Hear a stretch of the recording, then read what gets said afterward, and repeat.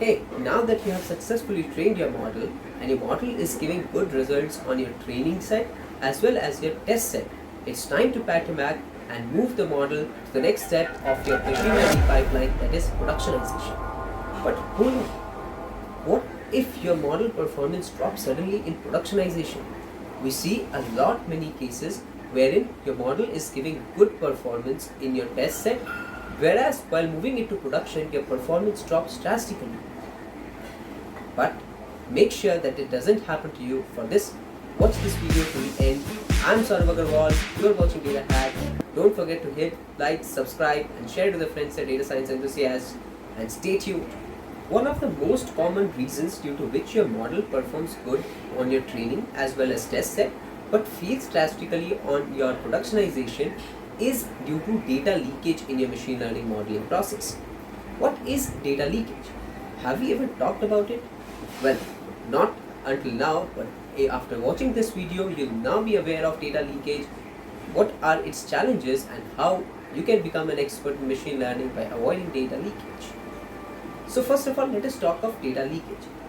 Talking in terms as defined by Wikipedia, in statistics and machine learning, data leakage, or also known as the target leakage, is the use of information in the training process which would not be available at prediction, or in other words, some information which you are using in your training process, that information might not be available during productionization or your model is put to production, right? So using such an information leads to data leakage in your model.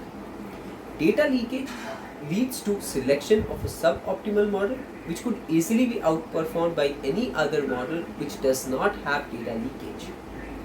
There are two primary sources of data leakage. One is through features and the other is through training examples. By the use of features, we mean if your training data set includes a duplicate of your labels, a proxy of the labels, or your labels itself, then that is an example, or those are the types of feature-based sources for data leakage. One of the examples of this could be, say for example, you want to predict the yearly salary of an individual, and while computing this yearly salary, you have monthly salary as one of the features in your training data set. Well, that is an example of feature-based data leakage. Talking of the other source, that is the training example-based data leakage, there are again multiple subcategories under it, such as premature featureization, duplicate rows in different splits, and non-IID. Let us talk about them one by one. So talking of premature featureization, it refers to when you featureize your data set, your entire available data set, without making your splits, which could be train split, cross-validation split, and test split.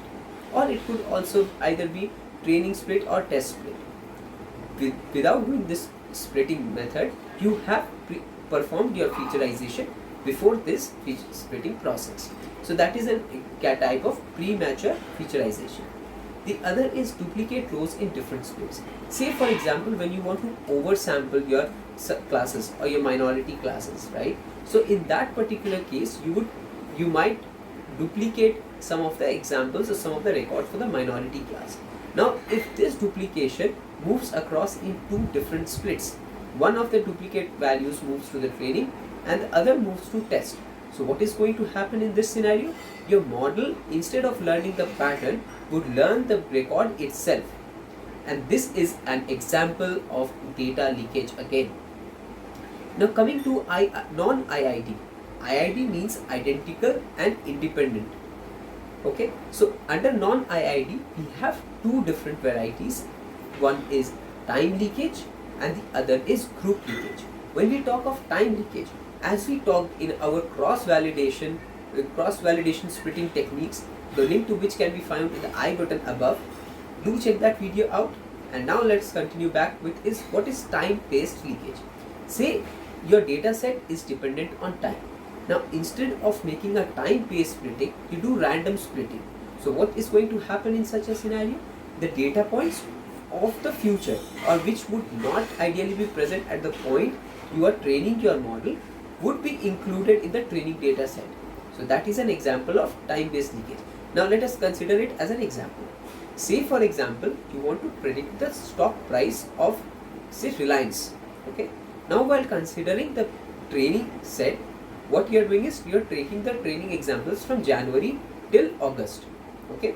Now from August till October you keep it as your validation set or your test set, and after August whatever comes, that would be your production ready environment. That would be the that set is not available with you. However, even if you're in your training, you do random splitting. So some examples from your August to October set would be included in your training set. So when you go for checking or validating the performance of the model, then the model would not give you the accurate performance, or it would overestimate the performance. So this is an example of time-based leakage. Another is group leakage under non-IID. So group leakage refers to the case, for example, consider there are diagnostic reports of multiple patients and multiple diagnostic reports for each patient. Now while splitting your data set, say some diagnosis of a particular patient moves to the training set while some other diagnosis moves to the test set. Now this is an example of group leakage. Hope this is making sense. So far we discussed what is data leakage, how data leakage is a challenge. Data leakage could also potentially lead to overfitting in your model. And what are the different sources of data leakage? Right? We talked about feature-based sources and we talked about training example-based sources.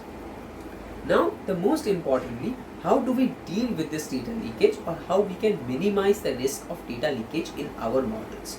So there are two primary techniques.